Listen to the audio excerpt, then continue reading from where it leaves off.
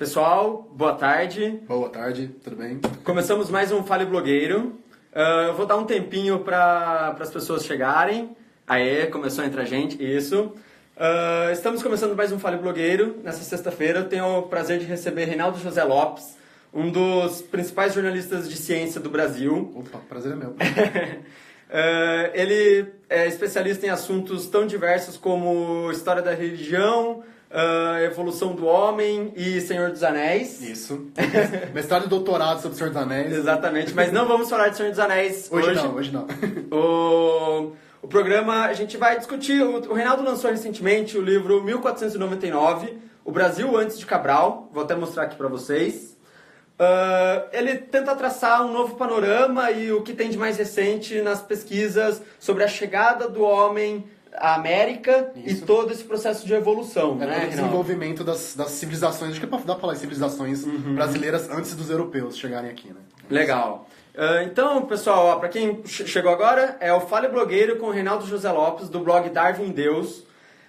Reinaldo, não tem como começar o programa tentando entender, traçar esse, como você mesmo fala várias vezes, o quebra-cabeças. Isso, né? Isso.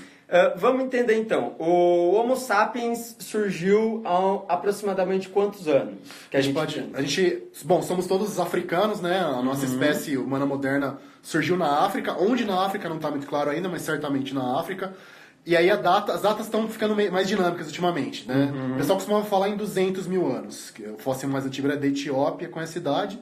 E agora estão aparecendo fósseis de 300 mil anos no Marrocos, que é um pouquinho complicado porque eles têm umas características de mosaico, né? Então eles misturam alguns traços modernos com alguns traços mais arcaicos. Mas parece que a data tá voltando para trás, talvez uns 100 mil anos no tempo. E a expansão para fora da África também está começando a ficar bem mais antiga, pelo que a gente tem visto nas últimas pesquisas. E até foi curioso que a gente tinha marcado o programa, essa semana foi descoberto um fóssil na Arábia Saudita. Isso. De 85 mil anos. Isso, né? isso. E você escreve que ele embaralha um pouquinho, né, o que a gente sabia. Por quê? Então, são duas coisas. Uma questão temporal e uma questão geográfica. Temporal, o pessoal achava que o Homo sapiens, então, teria conseguido chegar primeiro indo na direção ali de Israel, Palestina, Síria e tal, uns 100 mil anos atrás. Tomou umas pancadas dos Neandertal lá, que tinha Neandertal lá junto mesmo, e parece que teve algum tipo de interação ali, inclusive até de hibridização, de mestiçagem, mas aí essa primeira expansão teria ficado abortada, parou ali, né? E aí só mais tarde, uns 60 mil anos atrás, é que para outros lugares do mundo, da Ásia, e aí pegando a Ásia inteira, depois chegando nas Américas, teria havido essa expansão. Esse fóssil lá para baixo, assim, de Israel, com 85 mil anos, e mais antigo que essa expansão de 60 mil, mostra que talvez a gente tenha tido várias ondas diferentes, que até faz sentido, né? Você pensar que eram pequenos grupos, caçadores-coletores que iam atrás da caça, talvez de recursos pesqueiros e tal. Pensar numa grande, única migração talvez não faça muito sentido mesmo. Entendi. Para quem entrou agora, pessoal, o Fale Blogueiro desta sexta-feira com o Reinaldo José Lopes, jornalista de ciência e autor do blog Darwin Deus, aqui na Folha de São Paulo. A gente está discutindo a evolução do homem, né? E quem quiser mandar pergunta, eu estou acompanhando aqui as mensagens, fique à vontade, o Reinaldo responderá.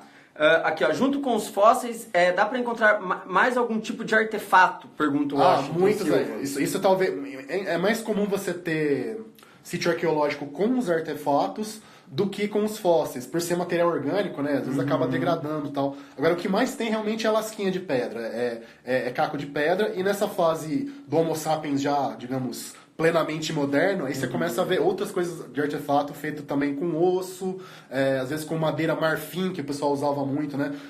Presa de mamute, o pessoal adorava fazer uma lança, fazer adorno, dente de animal fazendo adorno corporal, que é uma coisa que aparece nessa época. Então, o que mais tem é artefato, até do que fóssil mesmo. Legal. E pensando nesse Homo sapiens ali, quando surgiu, e existiam, né, os primos, outras várias espécies. Neandertais, o Homo erectus, né? Isso, os denisovanos na Sibéria. Tinha até os hobbits, né? Exato. Pra puxar a brasa pra sardinha. Tinha uma espécie nanica lá na Indonésia que o pessoal chama de hobbits, tinha vários. Legal. E, Reinaldo, havia também essa intersecção entre nós, Homo sapiens, e essas outras espécies? Sim, a gente não sabe exatamente o que acontecia. Certamente tinha conflito, certamente, direto, né, quase guerra, né?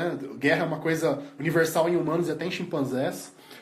certamente tinha competição por recursos, e às vezes podia ter aliança, podia ter contato pacífico, e a gente sabe que o nosso DNA, em especial das pessoas que não são africanas hoje, tem uma porcentagem pequena, mas mais significativa de Neandertal, 2% mais ou menos, e alguns povos na Ásia e na Oceania tem esse DNA denisovano, dessa espécie lá da Sibéria, os denisovanos, que a gente nem sabe muito bem quem eles eram, porque só tem 1 ou 2 dentinhos, não tem um fóssil inteiro, então não tem um nome científico específico para ela, mas tem esse DNA diferente que foi sequenciado e que está em algumas pessoas de hoje. Então, rolou sexo, galera. Rolou muita transa. Rolou umas miscigenações. Exato. É a versão 2.0 do barranqueamento.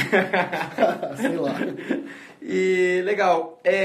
Agora a gente traçou essa origem do ser humano ali no Oriente Próximo, né?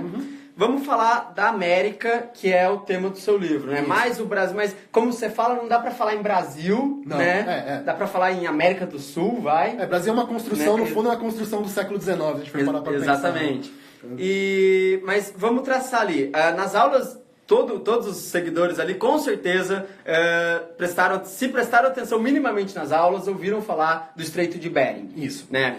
E essa teoria continua atual? Continua valendo. A grande questão é saber se um povo só, né, que seria o ancestral dos indígenas modernos, passou, ou 2 povos. As evidências aqui do Brasil, em especial de um lugar chamado Lagoa Santa, que é pertinho de Belo Horizonte, lá em Minas Gerais, tem um monte de dezenas e dezenas de crânios com uma morfologia, né, com uma aparência que lembra os africanos e os aborígenes australianos e os povos da Oceania, de maneira geral. Que é diferente da morfologia do crânio, da cara do crânio, dos indígenas atuais, de maneira geral. Então, a questão é saber se eram realmente 2 povos.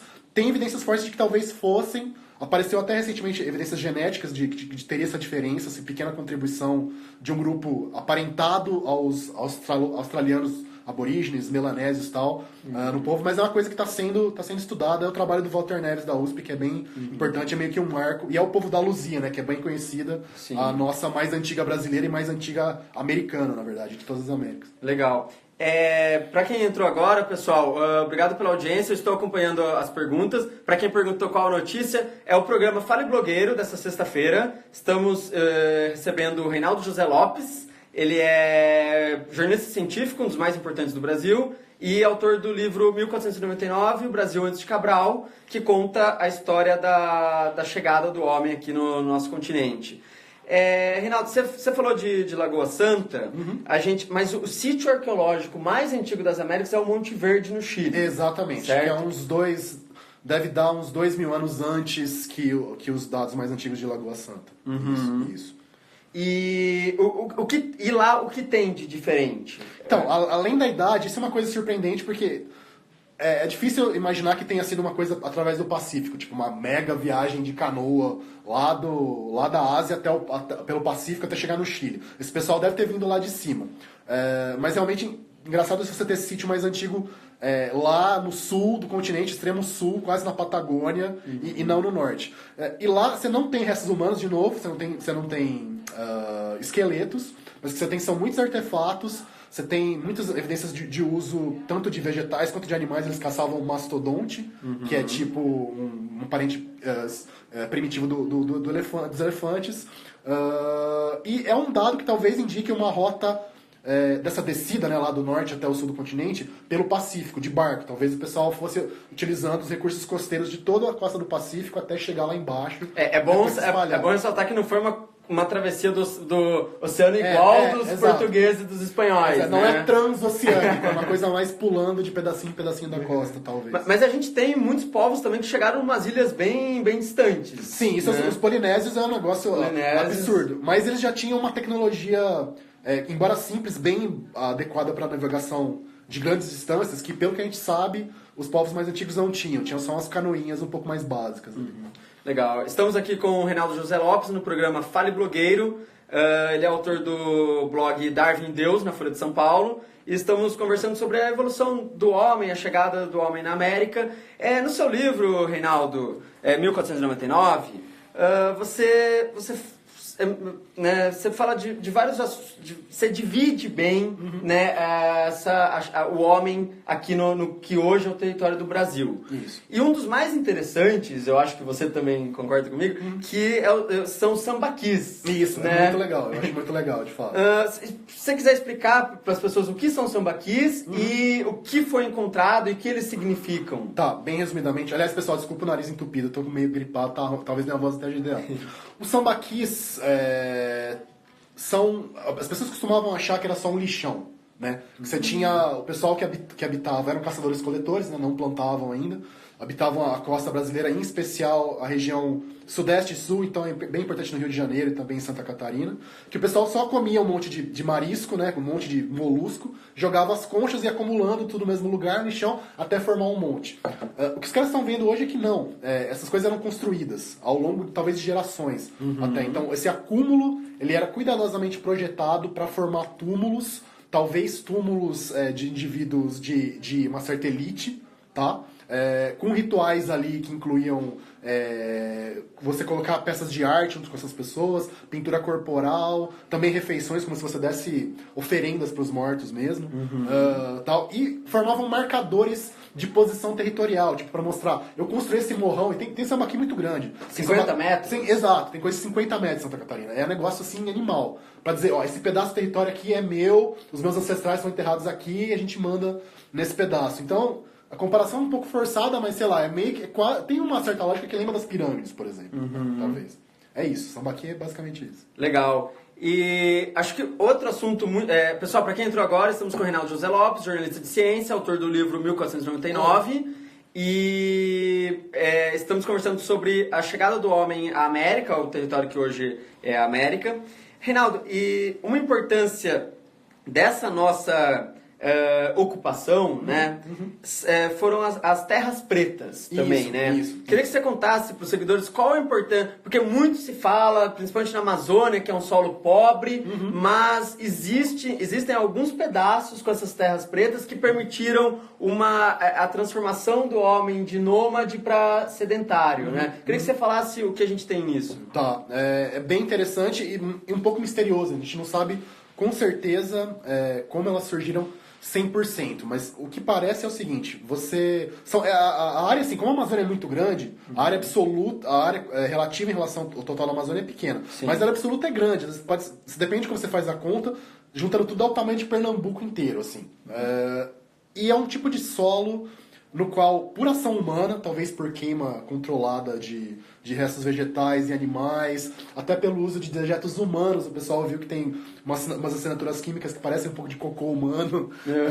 Esse solo vai ficando mais escuro, mais fértil, e escuro e fértil durante centenas de anos. Tá? Então você tem aquela terra avermelhada, amarelada da Amazônia que é infértil ali. Quando você chega na terra preta, é muito mais fértil, muito mais matéria orgânica, muito mais nutrientes. E uma ideia é que isso tenha sido talvez criado intencionalmente, em parte talvez por acaso, em parte intencionalmente, para você ter uma agricultura mais elevada lá. E de fato, quando a gente pega os relatos coloniais, os primeiros portugueses e espanhóis, em especial espanhóis, que passaram pela Amazônia, todo mundo fala que tinha muita gente. Tava lotado de gente, lotado.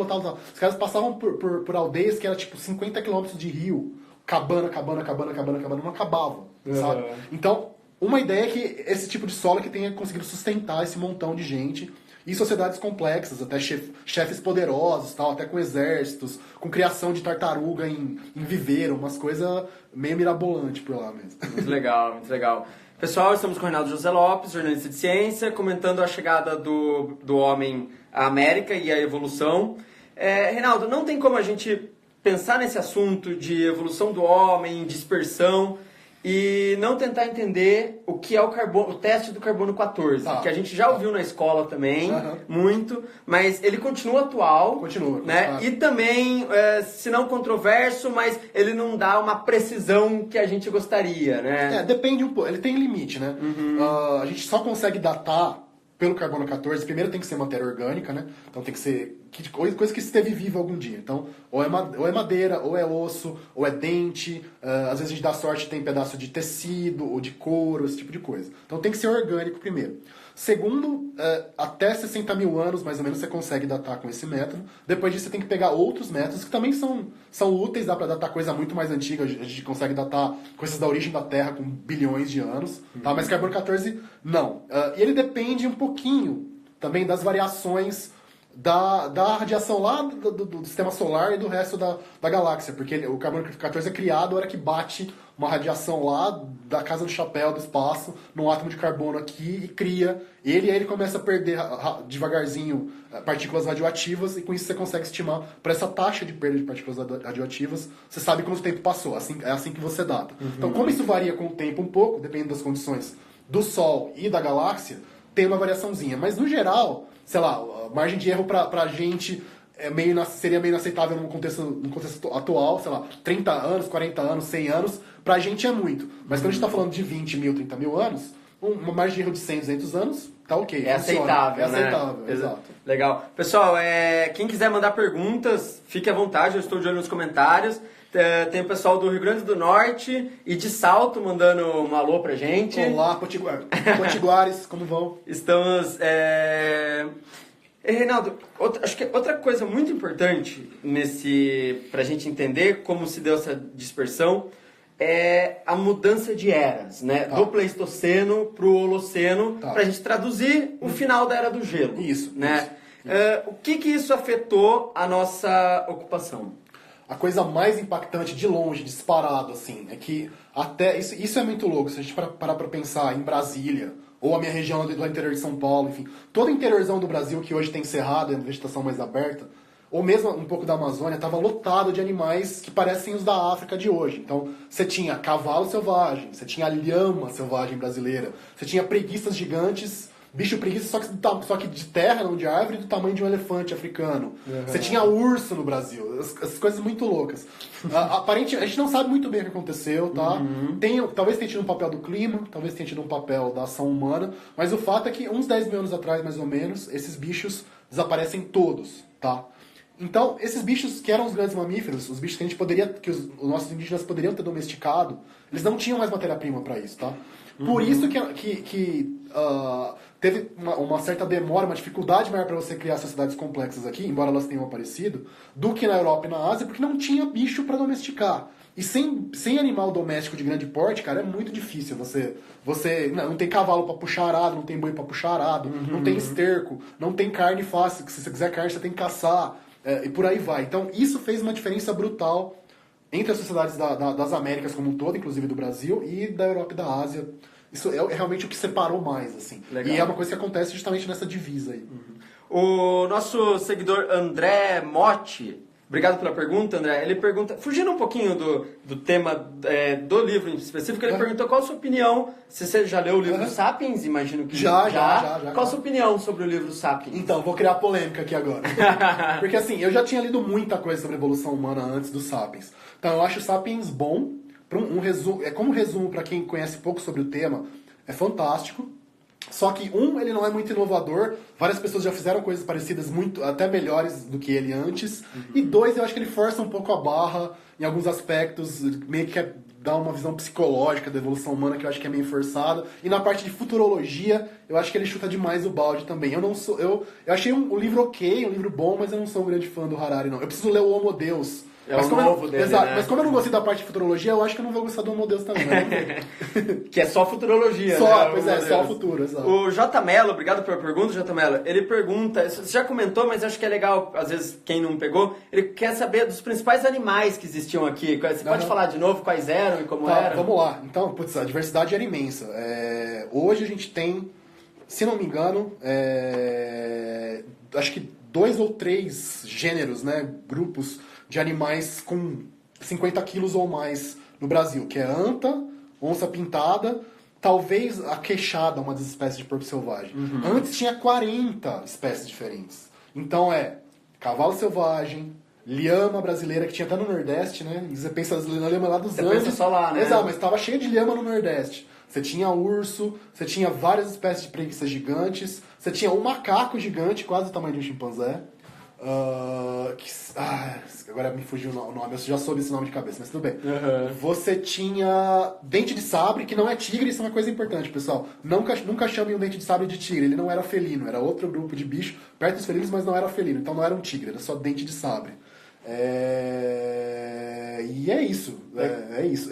Tatus gigantes, tatus e bichos que não são bem tatus, mas chamam gliptodontes, que parece um fusca, e era do tamanho de um fusca. Imagina uma carapaça de tatu redondona, grandona. Macrauquênia. Parece Pokémon que evoluiu, tipo tatu Pokémon. Que evoluiu, né? Exato, é tipo Pokémon. Macrauquênia, que parece uma lhama de tromba, só que não era uma lhama, era outro bicho. Toxodonte, que você imagina, sei lá, um hipopótamo, só que peludo.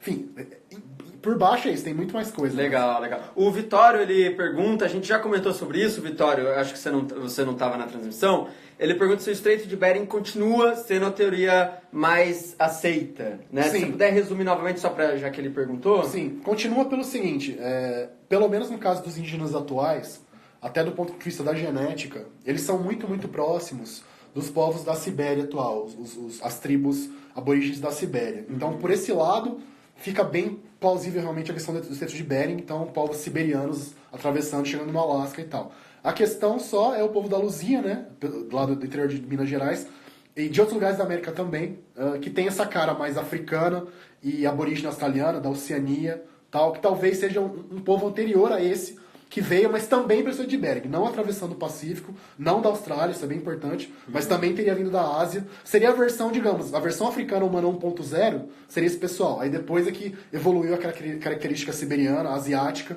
que acabou sendo dos índios atuais. O argentino pergunta se tinha dinossauro. Muitas perguntas legais, pessoal. Obrigado. Tinha dinossauros no Brasil? Muito. Bom, a Argentina aliás, um abraço para os nossos amigos argentinos. A Argentina é um celeiro de grandes fósseis sensacionais de dinossauros. Mas no Brasil a gente também tinha e era fauna próxima da Argentina, mas isso muito antes do homem, né? Isso 70 milhões de anos atrás, a gente tinha os titanossauros, né? Pescoçudos, quadrúpedes herbívoros, tipo, o pessoal chama de brontossauro, não é a mesma coisa, mas enfim, é popular. A gente tinha grandes carnívoros, tinha até um carnívoro que era meio semiaquático, tinha pterossauro, réptil voador, de monte na região do Ceará, tinha muita coisa. Mas isso antes do homem, pessoal. Muito, ó. Nossa, dezenas de milhões de anos antes do homem, pessoal. Não tinha Flintstones, viu? Flintstones é só uma obra de ficção, né? Reinaldo, a gente comentou, né, muitos assuntos sobre a chegada do homem, mas agora tem umas perguntas mais, digamos, de bastidores para você. Vamos lá. Tem um trecho do seu livro que você diz: a Amazônia é imensa e ainda resta muito a ser explorado. Eu imagino que os cursos, né, de antropologia, arqueologia, etnologia não sejam os mais procurados nos vestibulares. Longe disso, né? Infelizmente não. E o que a gente pode fazer? É possível aumentar o interesse, pelo menos um pouco? Não, eu acho que o interesse existe. A gente tá vendo um monte de perguntas legais. Pois aqui, tá bacana. Não, e você vê, embora enfim, tem outras questões aí, o pessoal que assistiu o Guia Politicamente Incorreto, né, no History Channel, baseado nos livros do Narlock, que também escreve pra Folha, que eu tenho várias críticas, aí eu não vou detalhar isso agora, mas tem essa coisa do Brasil paralelo na internet agora, que tem toda uma questão política também no meio, mas o interesse sobre o passado do Brasil tem muito. Tem muito.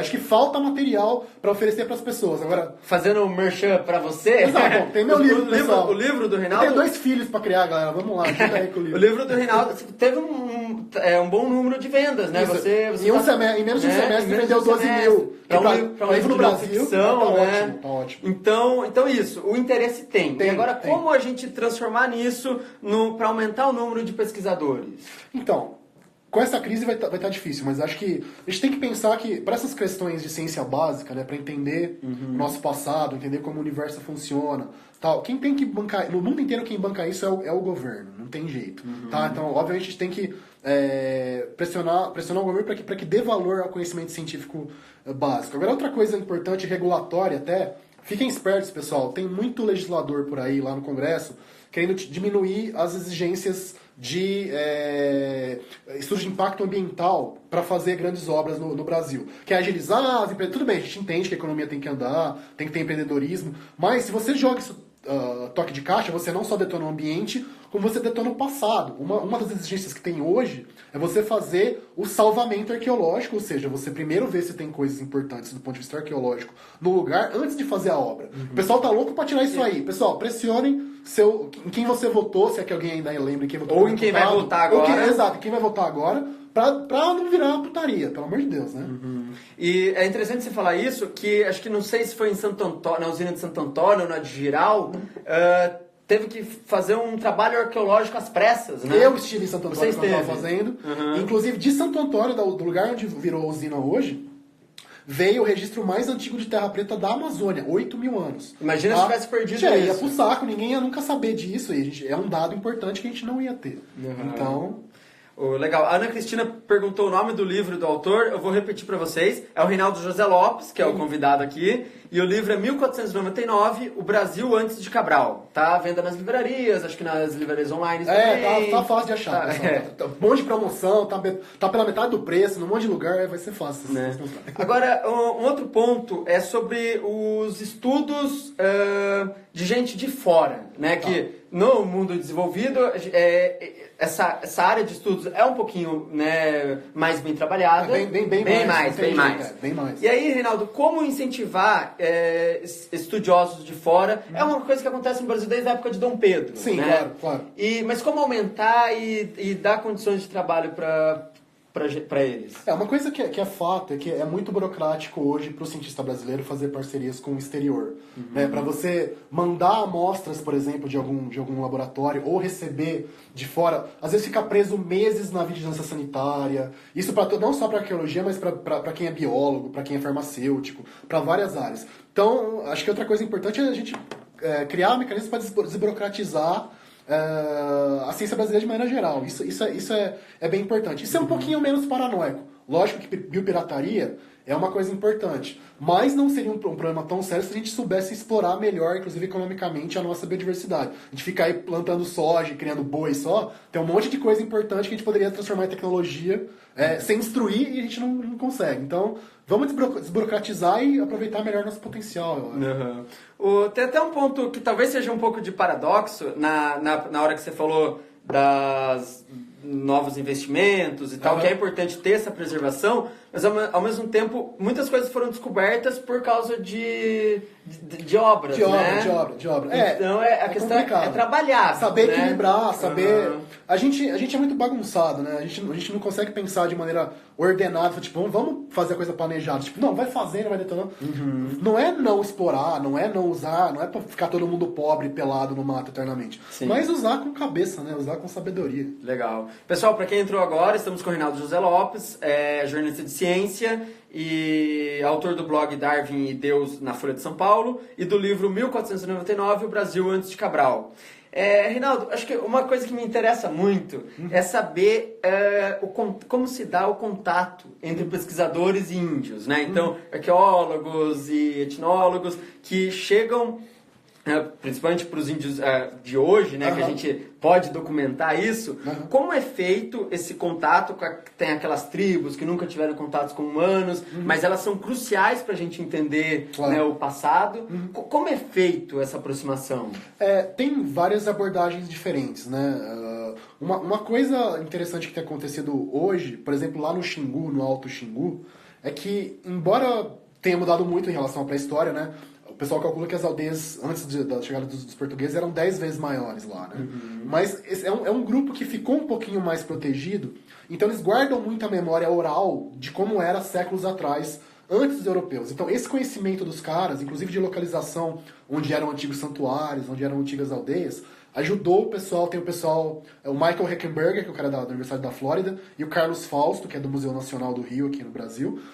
Essa colaboração entre eles é que ajudou a achar essas mega aldeias do Xingu que ninguém conhecia antes. E os índios, inclusive, escreveram um artigo científico, eles assinam, né, um artigo científico que saiu na Science, que é uma das principais revistas científicas do mundo. Isso é muito legal. Tanto cientista querendo publicar um artigo. Os caras foram lá e conseguiram, velho. Os Kuikuro, a tribo Kuikuro lá. Mas, em geral, depende de criar confiança, né? O pessoal, quem é antropólogo, muitas vezes tem que morar anos realmente com o grupo e acaba sendo até adotado como membro do grupo. Tem essa coisa de uma criação de confiança longa e cuidadosa mesmo. O nosso seguidor aqui, o Thomas, pergunta por que é pouco abordado temas como várias guerras entre indígenas, escravização de tribos feito por outras tribos e até doenças espalhadas por eles mesmos. Você fala isso no seu livro. Eu falo um pouco, mas assim, a questão... Vamos por partes, então. Doenças, na verdade... Isso é outra coisa que o Leandro Narlock e o pessoal do Guia Politicamente Incorreto, eu acho que foi uma escorregada da série. A única grande doença infecciosa que parece que veio das Américas, né, dos índios, para os europeus foi a sífilis. Ponto. A única. Só essa. Então, varíola, sarampo, gripe, tuberculose, todo o resto veio... Então foi o 7-1 dos alemães. Então, os primeiros 7-1 da história foi esse das doenças. Então, a relação de guerras, a gente tem... poucos dados, de fato, certamente havia guerras, principalmente em sociedades sem Estado. Os tupinambás, né, eles eram muito guerreiros. Muito guerreiros, inclusive guerreiros antropófagos, né? A principal objetivo da guerra não era você conquistar o inimigo, era capturar o inimigo e comer o desgraçado do inimigo. O Hans Staden foi um que deu sorte, né? Exatamente, o nosso amigo alemão escapou da panela. Aliás, da panela não, do churrasco, né? Porque eles faziam churrascão. Agora, também é importante lembrar que os Tupi, que era um grupo realmente muito aguerrido, muito guerreiro e antropófago, é só um pedacinho de um monte de tribos que não eram canibais, pelo que a gente sabe. E alguns grupos bem importantes, como os Aruaki, que são inclusive importantes no Xingu, eram bem mais pacíficos, bem mais diplomáticos, faziam mais alianças de comércio do que de guerra. Então, assim como os europeus, você tem os alemães que são de um jeito, os italianos do outro, os índios é a mesma coisa, uma diversidade cultural tremenda, linguística tremenda. Não dá pra você botar todo mundo no pacote. Não dá pra generalizar, de maneira nenhuma. Nunca. Se hoje a gente não consegue generalizar, a gente é uma sociedade tão diversa e naquela época também, claro, né? Mas muito mais, né? Porque línguas diferentes é outra coisa. Legal. E para entender um pouquinho, até para quem tem interesse nessa área de jornalismo científico, queria que você falasse um pouco da sua rotina, do seu... Você contou que você esteve em vários lugares, né? Alguns como lá, arqueológicos, né? Lagoa Santa, você esteve. Como é estar nesses lugares, a importância de documentar isso, não só com arqueólogos, mas com jornalistas? Acho que isso vale para qualquer área de jornalismo, na minha também, né? Nada substitui a reportagem, né, cara? Você ir no lugar e você ter tempo para conversar com as pessoas com calma e sentir o ambiente e você ver o que é o dia a dia. Então, em vez de você ficar só preso ao resultado científico numa revista especializada, que é importante, lógico, você vê como o conhecimento é construído, como são pessoas de carne e osso, e não gênios que estão lá no céu, não sei o quê, que constroem o conhecimento. Isso aí faz uma mega diferença. Eu queria poder ir mais, até que eu vou pouco, eu queria poder ir mais a campo. Você acha que falta um pouquinho disso? A dependência desses grandes estudos da Nature, da Science, e o jornalista brasileiro de ciência ir um pouco mais para campo? Falta. O que ferra a gente é que nós somos poucos. Graças a Deus a Folha tem essa tradição de apoiar o jornalismo de ciência e tal, mas em muitos lugares a gente vê que não é assim. O pessoal perdeu equipe, perdeu espaço, então é difícil. A gente sua um pouquinho, mas realmente falta. Legal. E como descobrir fontes, né? E manter o contato com eles? Como vocês confiar em um trabalho e não em outro? Ou né? Como manejar isso? É um trabalho de formiguinha, é uma coisa que você aprende aos pouquinhos. Lógico, o primeiro filtro realmente, aí a gente volta para aquela questão inevitável. São as revistas científicas, porque é um lugar, para o cara conseguir publicar, não é, tive a ideia, escrevi, publiquei. Não, aquilo lá tem que ser revisado por um monte de cientista que é da área também, em geral que é até inimigo do cara, sabe, que quer pegar no pé e ver a chatice para corrigir. Então, se o cara conseguiu publicar numa revista importante, ele já passou por um crivo grande. Isso aí é uma coisa que você tem que considerar. De resto, realmente você estudar muito. Acho que você tem que virar especialista. A pessoa fala, jornalismo científico e coisa especializada. Cara, é pior ainda. Para você ser realmente bom, você tem que ser jornalista especializado em arqueologia, ou em biologia, ou em vários ramos, né? Exatamente. A ciência ampla, né? Exato, para você entrar numa área e mergulhar mesmo. Você não conseguiria falar com a propriedade que o Salvador Nogueira fala de astronomia. Jamais. Né? O Salvador inclusive é meu melhor amigo, mas quando eu preciso saber algum espaço, eu peço ajuda dele, porque ele realmente é um cara que está entranhado. Exatamente. E a Adriana do Vale gostou da sua frase, ela escreveu aqui, nada substitui a reportagem. Exato. Deve ser você é aluna de jornalismo, Adriana? Tem cara de pelo comentário. Obrigado. E pra gente encerrar, Reinaldo, só pra gente a gente comentou por cima, mas para explicar um pouquinho melhor, o final do seu livro, 1499. Estamos ali, nada de europeu aqui. Isso. E os europeus começando, já Cristóvão Colombo ali na América Central. Por quê? Pedrão chegando, preparando as malas, né? Por que eu não diria fácil, mas por que houve... Você até fala, você dá um exemplo foi um pouco apocalíptico. Walking Dead. Né? Walking Dead. É cenário de Walking Dead. Foi Walking Dead. Por que aconteceu isso? Você já deu alguns spoilers, isso, mas... já deu uns spoilers. Né? Acho que o fator principal... Vamos começar com o principal, depois a gente vai para os secundários. Foi o 7-1 das doenças infecciosas. Sim. Tá? Porque a gente imagina que talvez tivesse 15 milhões de índios aqui no Brasil. Só na Amazônia 8 milhões, no país inteiro talvez uns 15. Lisboa tinha 50 mil pessoas na época, né? Exato. Tá, Portugal talvez tivesse 2 milhões de pessoas. Acho que a conta é mais ou menos essa. Mas mesmo assim, é muito menos. É muito menos. Então, só na base da porrada, mesmo com as armas europeias, ia ser difícil, porque a gente não pode esquecer do seguinte, armas de fogo naquela época, fora canhão, que faziam estrago em coisa fortificada, o cara conseguir carregar uma espingarda, aliás, um arcabuz, né, não era nem uma espingarda, era muito trabalhoso, nisso o cara tinha levado 3 flechas na cabeça. Só que doenças infecciosas europeias, que vieram dos animais domésticos, como eu disse, para as quais o pessoal aqui não tinha nenhuma defesa. Você imagina uma cidade em que nunca ninguém pegou gripe na vida e que a gripe para aquela cidade, as pessoas daquele lá, a biologia delas, biologicamente, a gripe para elas mata metade das pessoas.